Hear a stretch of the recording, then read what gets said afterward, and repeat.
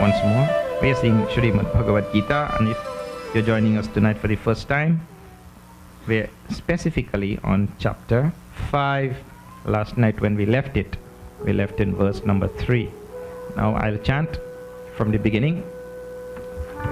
Please look into your Gita and repeat the verses. That is how you first begin to become familiarized with Bhagavad Gita, by chanting the verses. Those verses, do you know? Those verses are given in what is called as chandas. Chandas mean meters, and each meter has a presiding deity also. It is so important that we learn. Arjuna uvacha Sanyasam karmanam Krishna Punaryogam cha shamsasi Yakshreya etayorekam Tanme bruhi sunishchitam Shri Bhagavan uvacha Sannyasa karma yogascha Nishreyasa karavubhau Tayostu karma sannyasa Karma yogo vishishyate Nyeyasya nitya sannyasi Yo na dveshti na kankshati Nirdvandvo hi mahabaho Sukham bandhat pramuchyate Sukham bandhat pramuchyate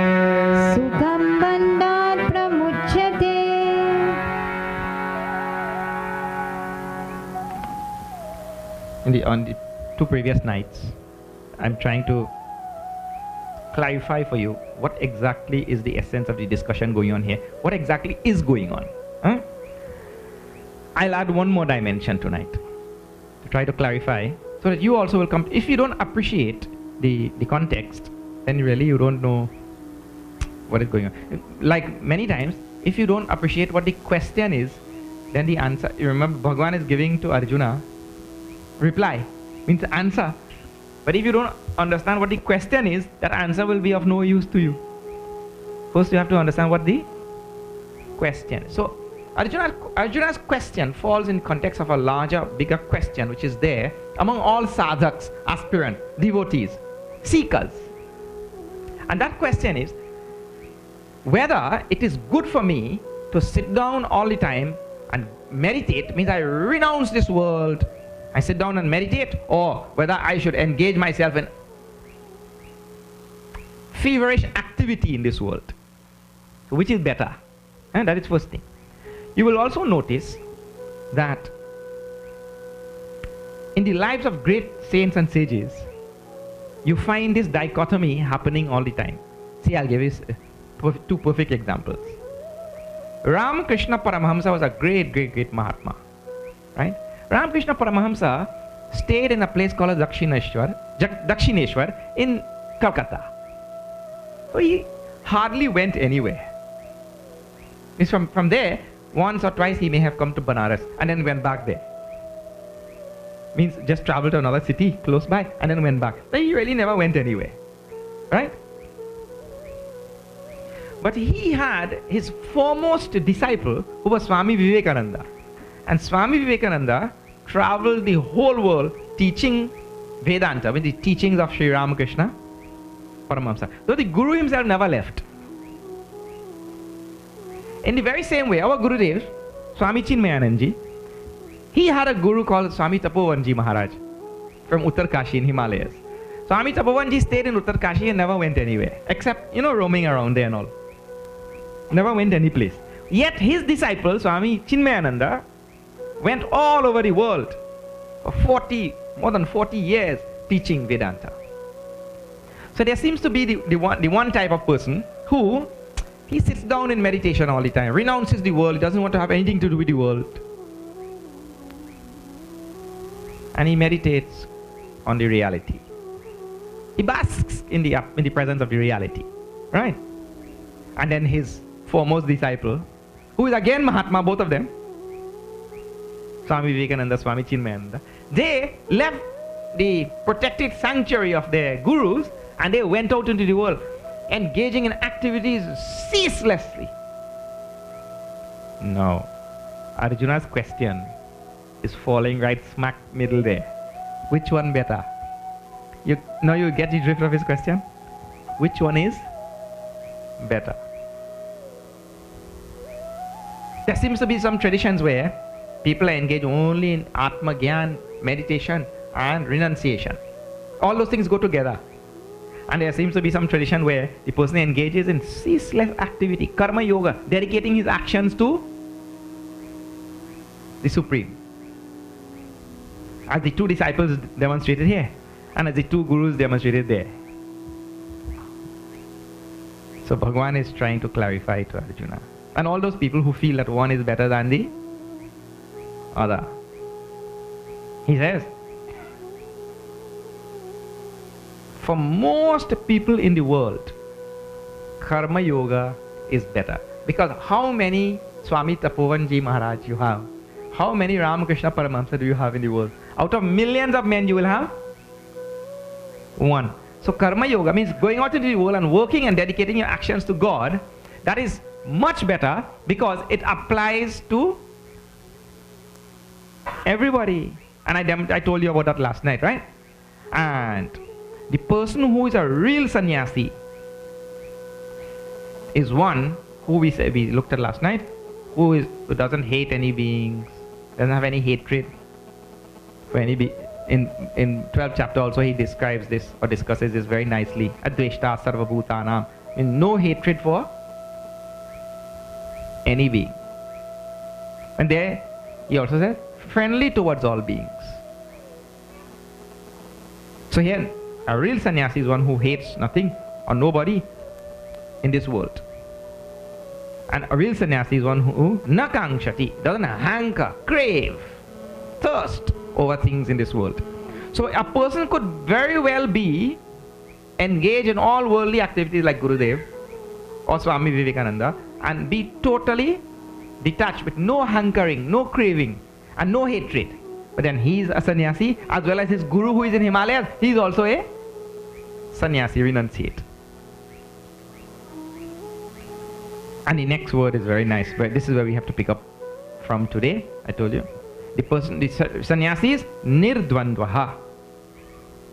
Nirdvandvaha. Nirdvandvaha means he is not swayed by the pairs of opposites. That is the meaning of nirdvandvaha. What pairs of opposites? Now you see your life. Here, look at our own life. You'll see. When you get something which you like, you are happy. When you get something which you do not like, you are miserable. And in this world, what do we get more times? We get more times things which we like or which we do not like. You see? Most of the time we get things which we do not like, isn't it? And the human being is such, picky. Picky human being? Well, this fella, there are so many countless things which he does not like. And there are only few things which he likes. See the children. Constantly we have parents and Swamiji, I don't know what to say about these children, Anything you give them to eat, they don't want. And especially the healthy things, they don't want to eat. But you give them junk? Oh. In fact, you don't even have to give them. You just keep it in the house, you'll see. Because from that, and one more thing I tell you. Parents complain that the children picky, But the chip doesn't fall too far from the block. That thing is ingrained in the parents themselves. It is just manifesting differently in the parents and manifesting differently in the children. But pickiness is common to both. It is just what they're picky about. That differs. Not that the parents, and parents, no, not only parents. Human beings, they are quick to see the fault in the other person, but not to see their. We are very good at that. We never see our. One mother crab is telling the daughter crab, "Hey, why don't you walk straight? You only walk in sideways."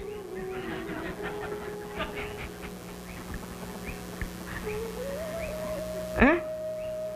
The mother doesn't see that she herself walks sideways. Walk straight. Our crab will walk straight.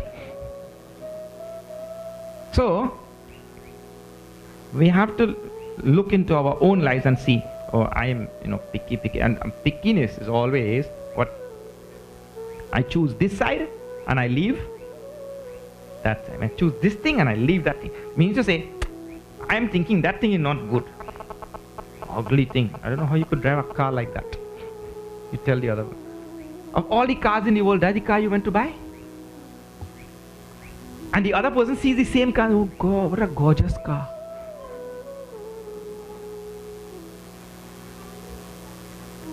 So the pairs of opposites, one is called nice and beautiful, and the other called ugly. A real sannyasi is one who casts out these differences from his mind. Because you know why? He sees things at a deeper level. In the beautiful thing and in the ugly thing, he sees God only. He sees the same reality existing in both of them. And because his mind is seeing the thing at a deeper level, he doesn't see the surface level where we see pretty and ugly. We exist at that level. That is called the superficial level. The most shallow level. And based on that, we make our picks. And so we get swayed. So when I make my pick like that, this is the pretty one, I want this one. That ugly one, I don't want. When we make our picks like that, nature will guarantee that every time you go now, you only get the ugly one. Huh? When the computer comes up on the flight, you're always sitting in a seat that you don't want to sit. Because you have too many choices. They ask me about that, I'll tell you.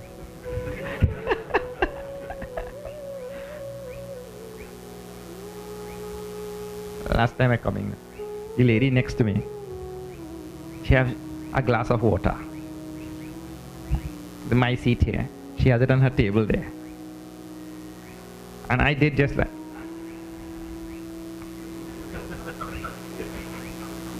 I just watched the glass of water. And I say in my mind, consciously, in a few minutes, that coming on me.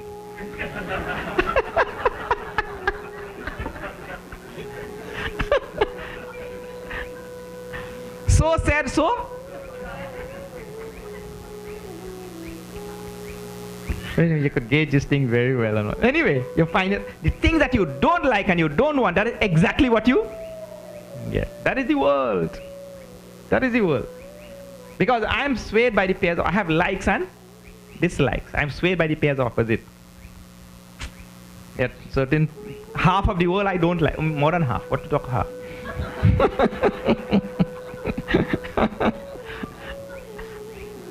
You see? So a real renunciate is one who, whatever the Lord has given, I accept. It is like that only. Because after all, in the end, Bhagwan is there in everything. Tulsidaji is a nice job. Shri Ram Jaya Ram Jaya Jaya Rama. Shri Ram Jaya Ram Jaya Jaya Rama.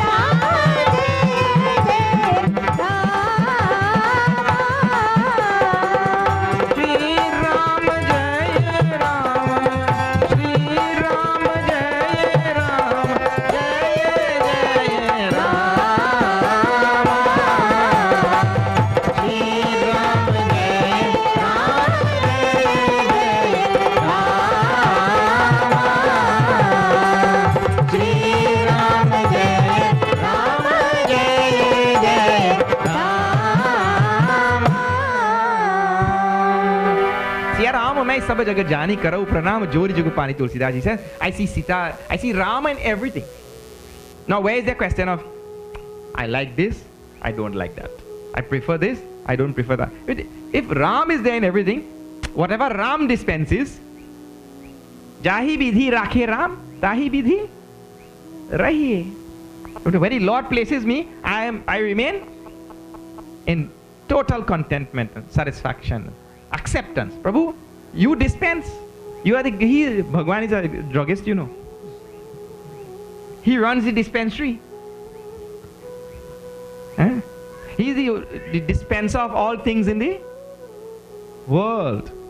Karma phala data. All things he dispenses. So who am I to complain? Prabhu, you gave me the wrong end of the stick. So nirdvandvaha. Is not perturbed by any of the pairs of opposites, and that includes in second chapter. It gives a long many verses.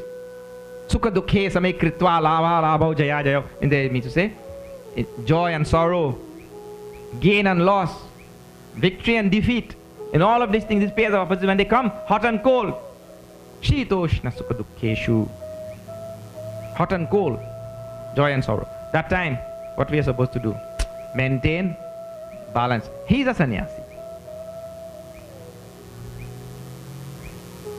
Not to be swayed like a pendulum. Our life is like a pendulum. Pendulum, you know, from the clock. That is why our life goes away fast also, because the clock never stops. Pendulum, 1 minute the pendulum on this side, and then shh. Then shh.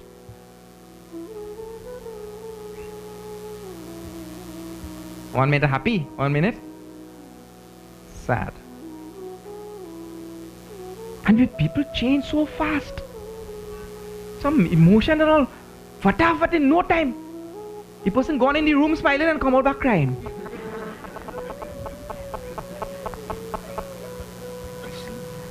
One fellow father took him to the city for the first time. Went to the city for the first time. But the boy never see.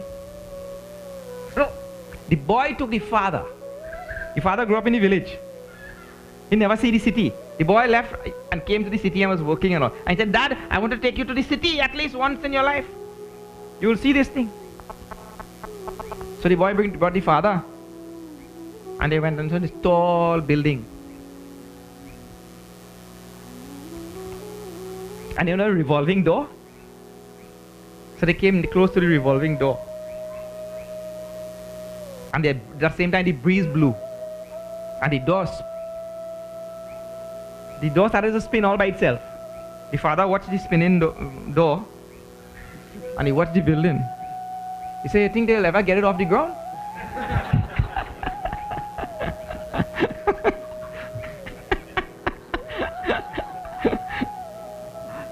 The boy said, no, that's the door, that's how you enter, come.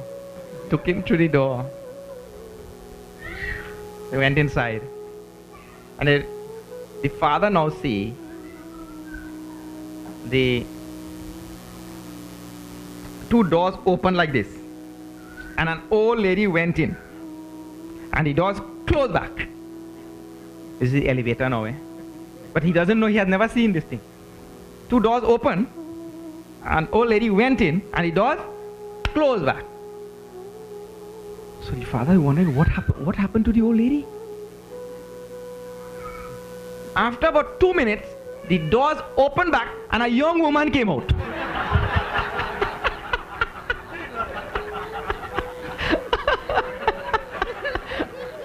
Oh, baapre, talk about confusion. You mean that the machine changes people from old to young? My God, better I go in there.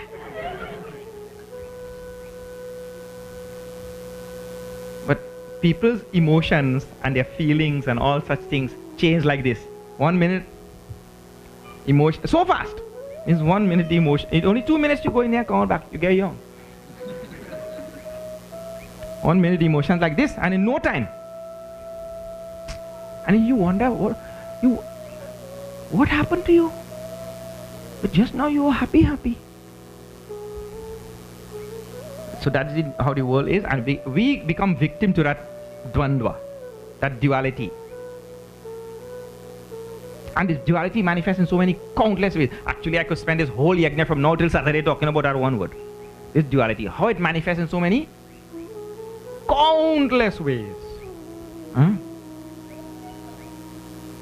From the top, Ishvara and Maya, all the way down to the simplest thing of likes and dislikes.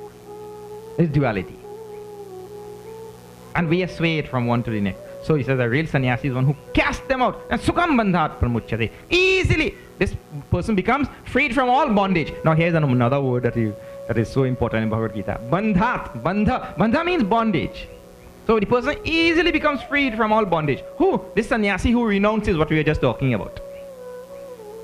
He stays right in the middle only. Not this side, no. This side. I will not be swayed like a pendulum. No likes, no dislikes. Everything is I like. There are no special likes and no special dislikes. Because everything has Ram. That person, he says, Sukham bandhat pramuchyate. Quickly, oh Mahabaho, oh Arjuna. Mahabaho is Arjuna. That person becomes freed from bondage quickly. So people ask, next question, what bondage? But I am not bound. I keep telling, it is simple words. If we study them, our spiritual journey will take strides in our spiritual journey. We are bound. We think that we are free. Human beings go on thinking that they are free. But from the most fundamental things in this world, we are not free. We are free from only the most superficial level. From the most unimportant level. At that level, we are free. And that freedom also we abuse, and we find ourselves in more bondage. So what? You say, Swamiji, I am free. I am free to come to this satsang. I am free to leave when I want, especially when you're talking like that. I am free to leave.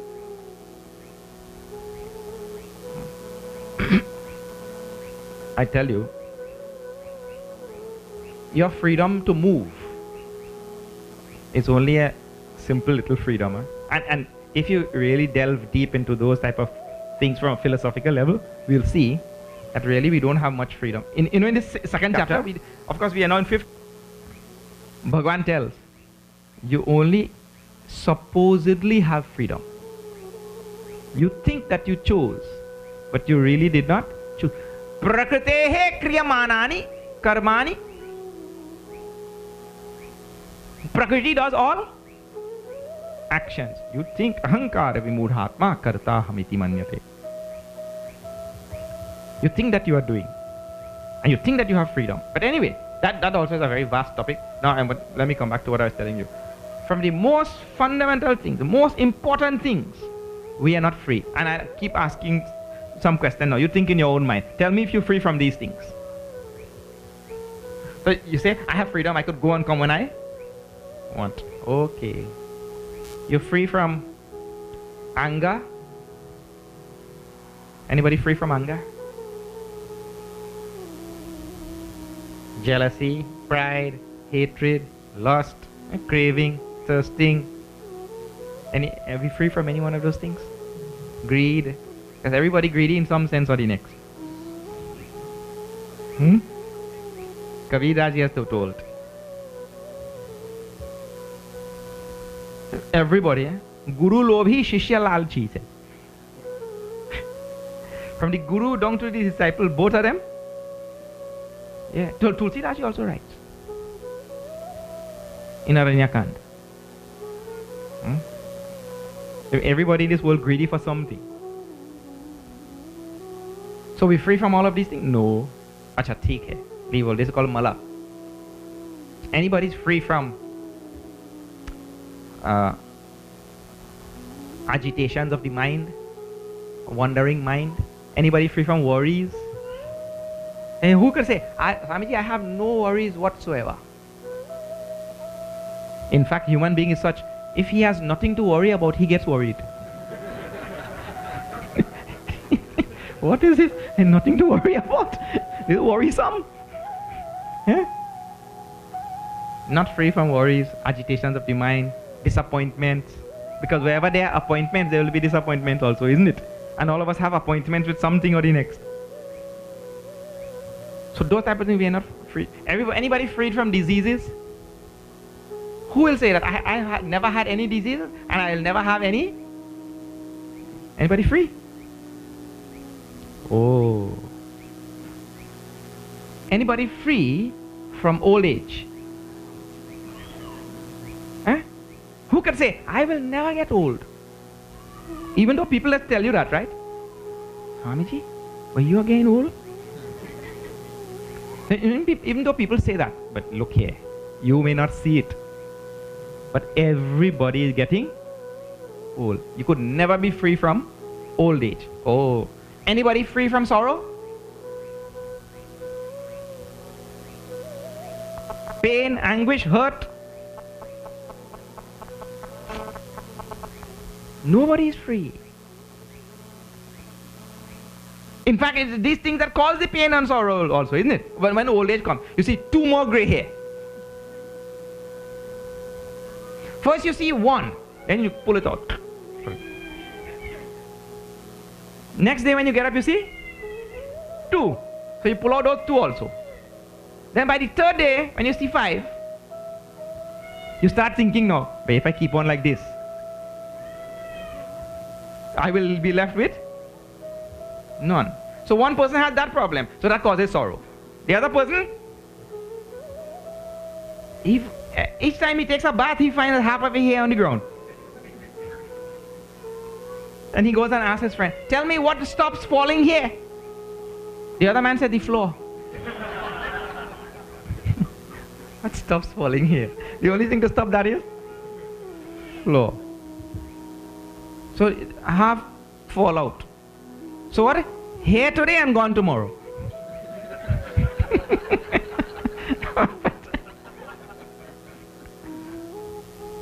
So that brings sorrow. Brings sorrow or not? So these changes go on, they bring so much of sorrow. So the person is not free. He's not free from the changes. You are not free from changes also. You will change. And the changes bring sorrow. Oh, acha. Anybody is free from death? Jump high or jump low, ball hard or ball softly, whatever, Yamraj will. In fact, Kabirdaji tells, Yamraj is already holding you by the hair. Yamraj is already holding us by the hair, ready to pull. Anybody free from Yamraj? No. One man tells me, Swamiji, I safe, I bald head. Yamraj have nothing to hold. I say, hey. With Yamraj, nobody is safe. Where Yamraj is concerned, nobody is safe. If you don't have hair, you're in more trouble. That time you grab your neck.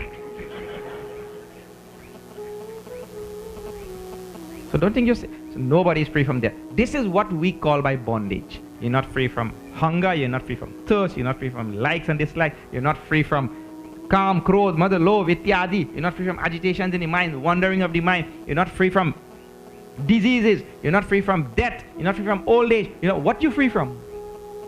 How many types of bondages in this world? All of these things have gripped us from all sides and have woven rounds and rounds of ropes around us.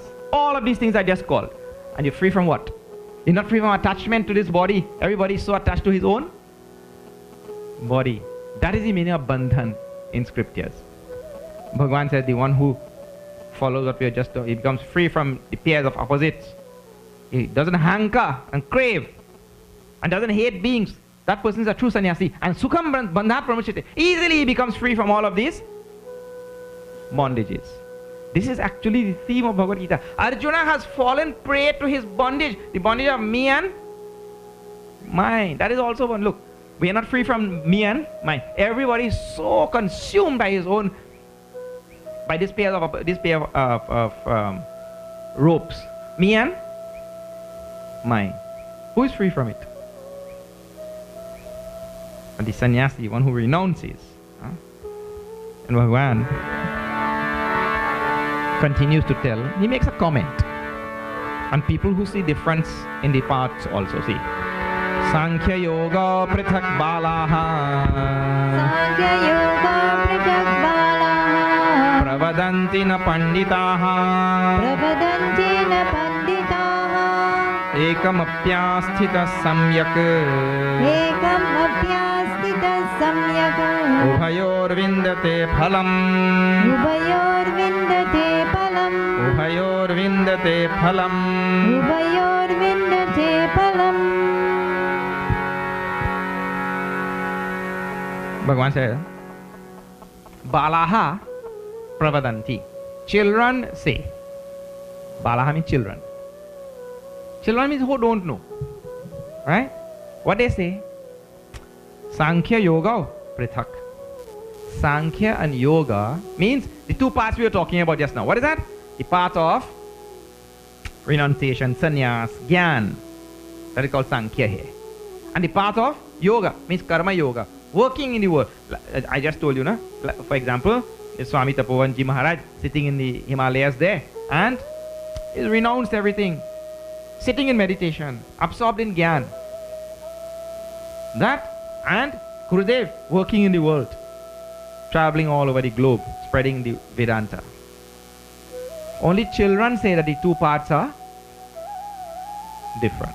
Means children mean those who don't know. Because what is important in both the paths, whether it is here or here, is renunciation. Huh? Suppose a person sitting in the cave in Himalayas, right? So he sits like this. And he has not renounced anything. So the belly starts going grrr, grrr, grrr. He's trying to meditate. The belly starts making noise.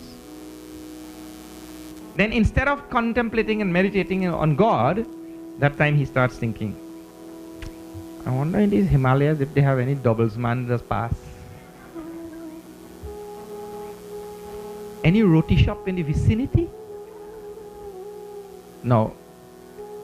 There is some kind of apparent renunciation. He's sitting in some cave and he's supposed to be meditating. But meditating on what? Doubles. Those people who are listening abroad and they don't know what is doubles, you have to come to Trinidad and Tobago to try one of the most delectable dish in the country. So many times when I use local examples, I know people are listening in Toronto and Orlando and different places. They don't know what we are talking about. So until you come to Trinidad, you will not know what is doubles. I'm not going to tell you also. But roti you'll know. So he sits there and he's meditating on roti. After that, meditation fall flat like a roti.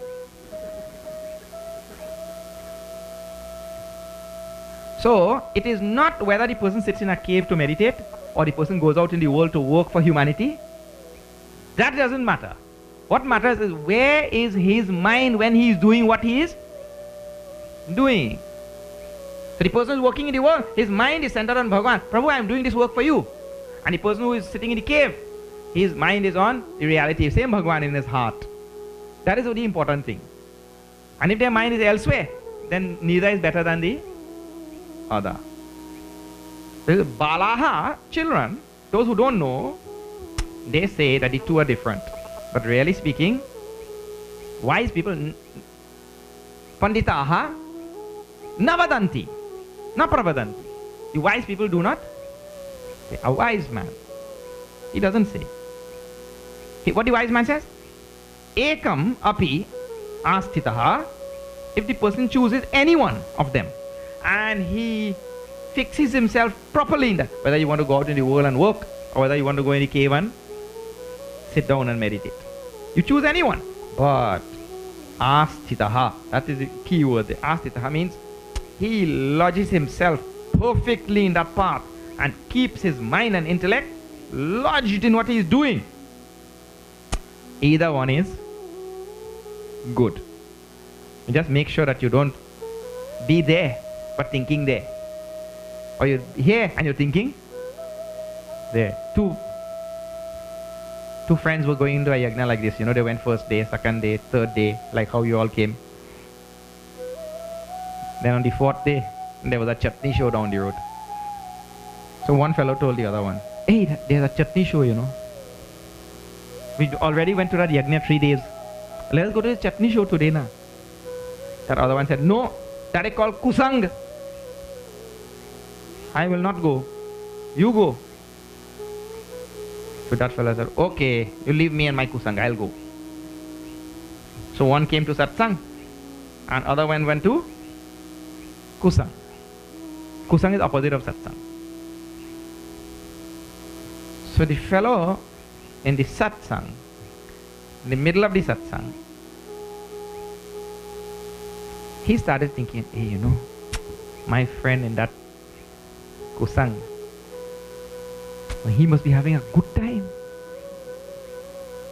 And now they must be singing such and such song. So he's sitting in satsang and thinking there.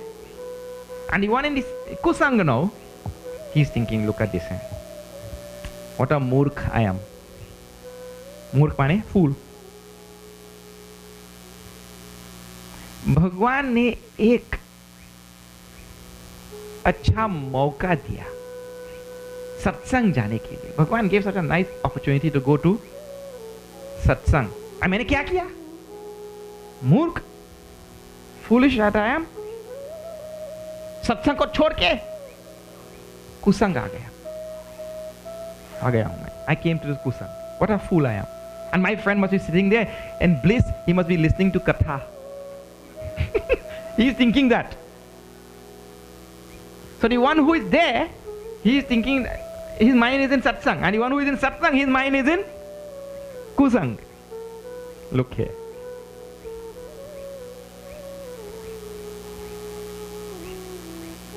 This thing will not work. It is not where you are, it is where your mind is. Based on that here is the wise man says, not this one is better, not this one is better. Both, if done properly, will take you to the same goal. And any one of them done improperly, better you did not go there. Huh? So, ekamapyasita samyak ubhayor vindate phalam. Any one of them you engage in properly will bring the result of both. So and this is a very simple lesson for life in general, you know. And what Bhagavan is teaching, I started this in the 2nd chapter, all the way 5th chapter now, he's still teaching the same thing. Gurudev is to sum up this whole teaching in a very simple, very simple, pithy phrase. What is a sentence? What is that? Keep your mind where your hands are. Keep your mind where your hands are here now. Keep your mind here. If you could just do this little thing, everything will be fine. But a human being, his hands are here. His mind is number 2 scale.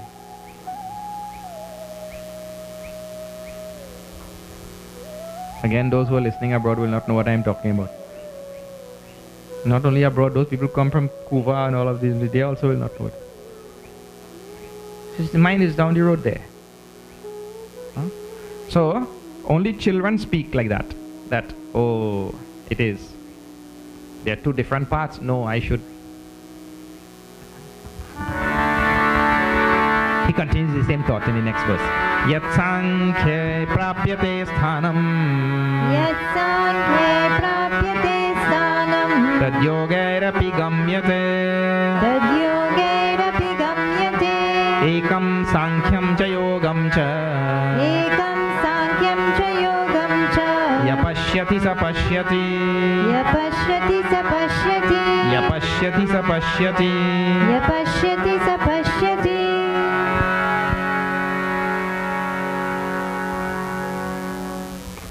Yat sankhya prapyate, yat sthanam sankhya prapyate.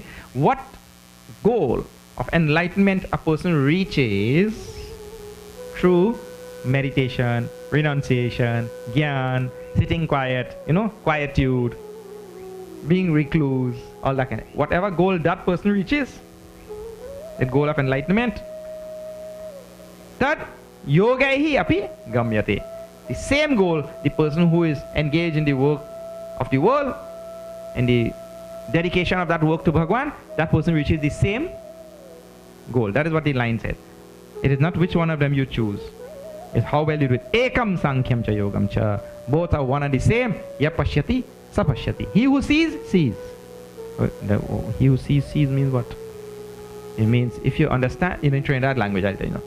If you understand, you understand. If you don't understand, you don't understand. That is it. This is Trinity language. So that's how you say it in Sanskrit. Yapashyati sapashyati. He who sees, sees.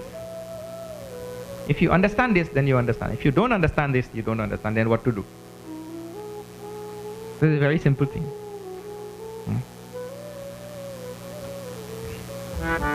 But there is one more thing.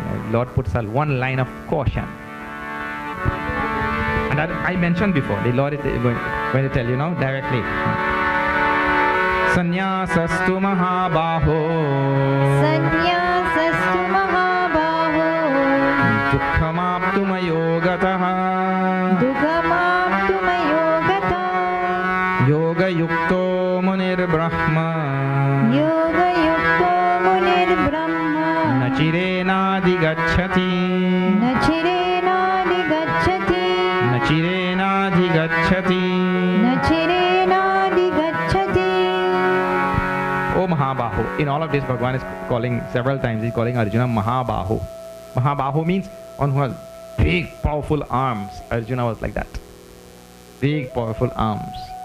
Because you remember his main preoccupation was to string that bow. It depends on what a person is doing in this world, na? That part will be developed. Like for example, one fellow on the television in the Olympics, his name is Bolt. Have you seen that man? Bolt was such a funny thing I saw today. Bolt won the 100 meters like nothing, because he bolted from here to there. Because he was just following his name. But today now, maybe today or yesterday, I saw him in the heat for the 200 meters. But he's the expert in the 100 meters, He won that. That's the world record and all. He broke his own record. Then I saw him just trying out in the heat for the 200 meters. Now those runners in that 200 meters, they are not as fast as the runners in the 100 meter, So when he came out in that, and he bolted out from there, after a little while, he looked on both sides, there was nobody, so he slowed down. When he looked around, there was nobody around him. I mean, he came out so fast. So he thought, let me put it on cruise control. So the person who is engaged in that kind of sport, his legs are so powerful, long, powerful legs. So Arjuna is engaged in a different thing. It's called Mahabaho. His arms are powerful. So Bhagavan keeps choosing this name. He with powerful arms. Oh, you Arjuna with powerful arms. He keeps calling him that name. Meaning to say, my dear Arjuna, see what he is talking about. Sankhya Yoga and Karma Yoga. Right? Or Jnana and Bhakti. Or renunciation and engaging in karma. So he's talking about two parts. And he's telling that the two parts are just as effective. Right? And he's trying to demonstrate that Arjuna, you have two hands that are just as strong. In fact, in the 11th chapter, he uses another name of Arjuna. It's called Savya Sachin. Savya Sachin means Arjuna was ambidextrous. Ambidextrous means what? He is just as good with his left hand as he is with his right hand. So you have two equally powerful arms. And so also these two parts are equally powerful. He keeps using this name of Arjuna in this topic. They're just as great. How wonderful. Then he puts a word of caution in this verse. Oh Mahabaho, listen to this. Sanyasaha tu dukkhamaptum. The path of sannyas, renunciation, sitting and meditating and all, dukkhamaptum. It is very good and very difficult to achieve. Even though this will lead you to the same place, and this will lead you to the same place, sannyas and renunciation and meditation and jnana, that is difficult. I mean, it is easier for you to go to the temple down the road and do some seva and dedicate the seva to the Lord than for you to sit for 1 hour like this without shaking. That is true or not? Eh? Based on simple a survey, we'll ask. Suppose there's a couple hundred people here. We ask, take a survey. Which one of you will? Suppose I give you the choice now. Okay, you go down to the mandir, down the Prakashan mandir here, and you do 2 hours of seva and dedicate your seva to the Lord. Say, Prabhu, I'm doing this for you. I don't want any returns from this. This is all for you. So you do that, or for the next 1 hour, you sit here without shaking one limb. If you shake, you have to go and do 5 hours. Which one you will choose? I want to see who will choose the 1 hour of no shaking. And besides no shaking, you have to sit and meditate also. Keep your mind still. Not only body should be still, but mind also should be still. No, that is why it says Dukhamaptu. Dukhamaptu means difficult to achieve. You will achieve? But if you could do it, both are just as good. But one is just more difficult. What to say? Dukhamaptu. Difficult to achieve. Then yogataha. Yoga yukto munir brahma na achirena adhigacchati. The person who engages in this karma yoga and dedicates his action to Bhagwan, renounces his actions to Bhagwan, that person quickly will reach. There's another thing about Bhagavad Gita. He says, in today's world, in our Kali Yoga, karma yoga is easy and brings results very fast. The other one, we don't know when the results will come. The karma yoga brings results very fast. So the person reaches his goal very fast. Another reason why the Lord will say this, we are predominantly Rajasic beings, I tell. Beings that move. Rajas is the most predominant quality in the human being. Like, for example, a tree is alive also, but the tree doesn't move and go anywhere. Isn't it? So Rajas is not there so much in the tree. Tamas is there. But a human being, man, this person can't stop moving. You tell him, sit quiet. Or, even when he goes to sleep in the night, he's moving. Huh? And whoever is sleeping next to him, he gets some good kick. When he's moving, he's talking, his eyes rolling up. In sleep, One lady went to the doctor and said, Doctor, I don't know what is wrong with my husband. He's talking whole night in his sleep. The doctor said, look, leave the poor man alone. When he wakes, you don't allow him to speak.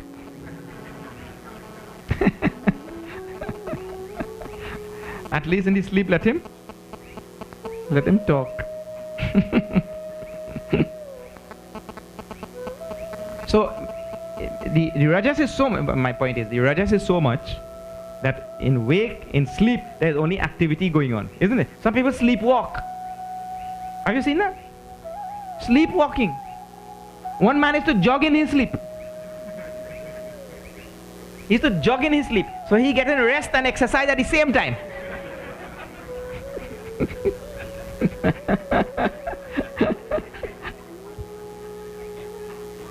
Rajas. So since the human being is a predominantly Rajasic being, Bhagavan is telling, between the two, you see, to sit down in a cave and meditate, what is required? Sattva. You should be a very sattvic person. What? Only eating boiled vegetables and plain rice. Absolutely sattvic. And only drinking water. And somebody asks a question, you say, oh, very good question. I mean, you should be sattvic in that you control your food, control your speech. This is a very good question. Just hang on 1 minute. Let me deliberate temporarily on that question. So your speech is sattvic, your food is sattvic, all your activities. When you take out your clothes, very nicely you fold it and you... But the Rajasic person?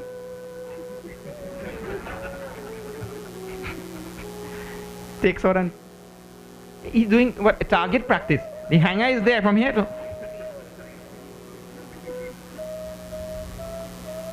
The sattvic person takes out very nicely and straightens all his sleeves and gets up, hang up properly, and puts it in there and makes sure that there's a good space in that. And then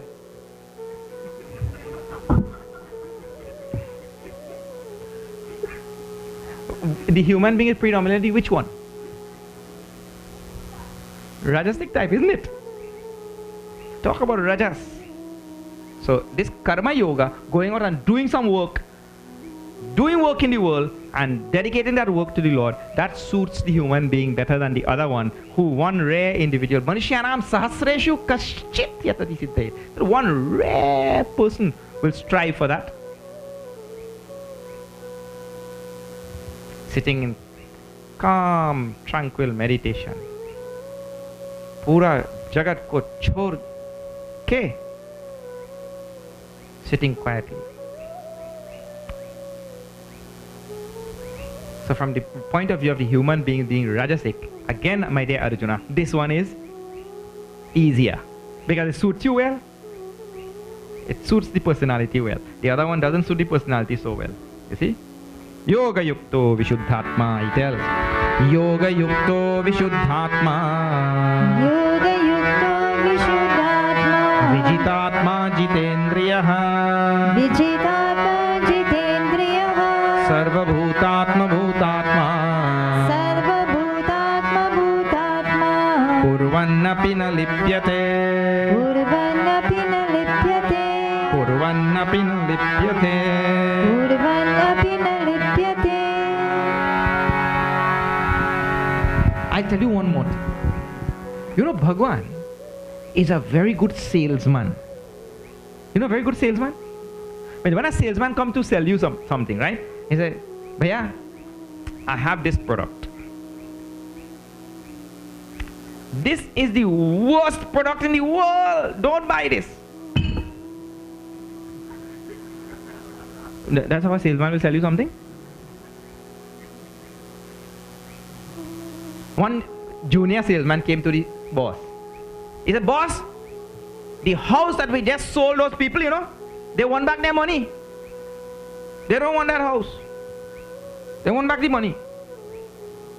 The boss said, why? He said, because the house is flooded. The entire property is flooded. The boss man said, what kind of crazy salesman are you? Go back now and sell them a boat. That is salesman, isn't it? You come to give them back their money. Salesman means that person should be able to sell anything. Huh? One fellow went to one Guru Maharaj. He gave Bhagavad Gita to all his disciples. And he told, you all go out and sell this Bhagavad Gita to raise some funds. So all of them went and they came back after half a day. All of them sold 2 Bhagavad Gita. Except one resourceful disciple. He came back and he told, Guruji, I sold 55. 55? And the rest of them could only sell 2. All of them, their eyebrows went up. How you sold 55? He said, come, I'll show you. Guru now following disciple.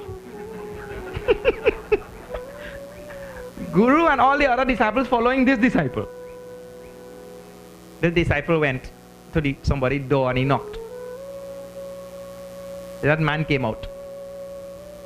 He said, Sir, good day.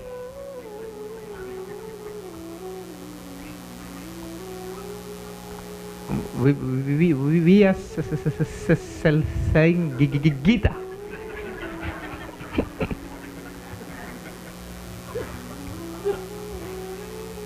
$25.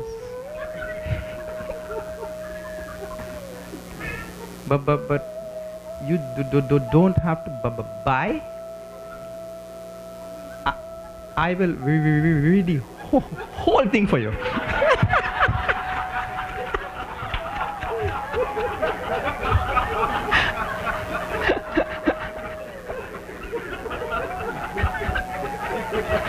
Immediately the man given $25 and take the Gita.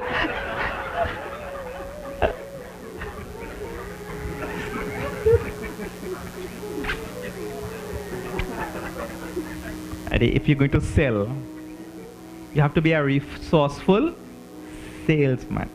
So Bhagavan has just told that look, there's the path. Now come back here.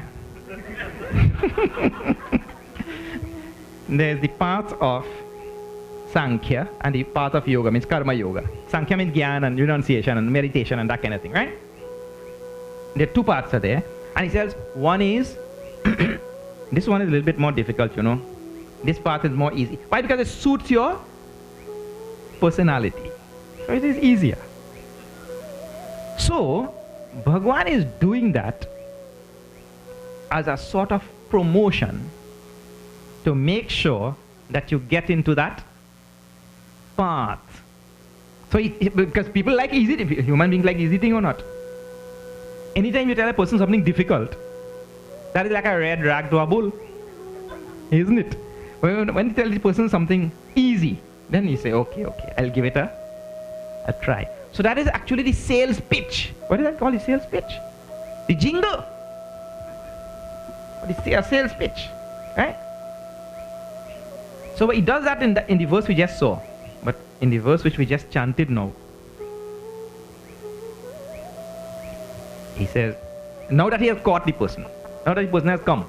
You know, when you walk on the streets of India, all they try to do is to get you into the store. After they get you into that store, you be sure that you're buying something. Ask all the people who went on the trip, they'll tell you. Their biggest thing is to get you into the store. Once they get you there, oh, Bapre, you're not coming out of that store without buying something. So the first verse, which is number 6, Bhagavan gets you into the store. Number 7, when you get inside there now he'll tell you the reality about that. Even in Karma Yoga now, which he just said was easier, even in this Karma Yoga, don't think that you're getting anything for nothing. Don't think it's a Passover, a walkover, with a breeze. No. In the path of spirituality, it is very important, very, very important that you make up your mind strong. You take firm resolution to get on this path, because this path is a demanding path. This path requires your 100% self-application. This path requires that you cast out all your weaknesses and all your distractions and cast out all your likes and dislikes, and you center your mind on what the path demands. And the person who is prepared to take up this path, this is what is required of him. And if he does it, he will surely reach the goal. So in the next verse, after he's gotten you into this one, tell him this one is easier. Don't take those words too literally like that. Now you really have to apply yourself. And he tells now about this self-application and what you're required to do on the path of Karma Yoga. You're going out there to work. You're going to work for humanity, serve humanity. You're going to serve the world, serve the Lord. Dedicate your actions to the Lord. But you're required to have certain indispensable qualities that you could never dispense with. You must develop them. And what are those qualities? That we'll see tomorrow in that verse which we chanted. So wonderful, this verse. Okay.